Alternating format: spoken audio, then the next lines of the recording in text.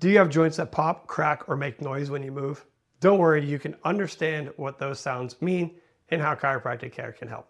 Popping and cracking sounds often come from air being released from the joints, but frequent or painful popping can be a sign of joint dysfunction or misalignment.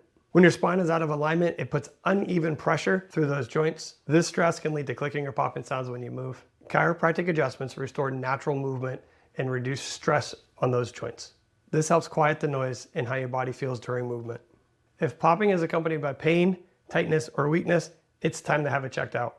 Your body is asking for help, and you cannot ignore it. Clicking and popping are not always harmless. Schedule a chiropractic consultation today at Smyrna Spine Injury Center and find out what that popping sound really is.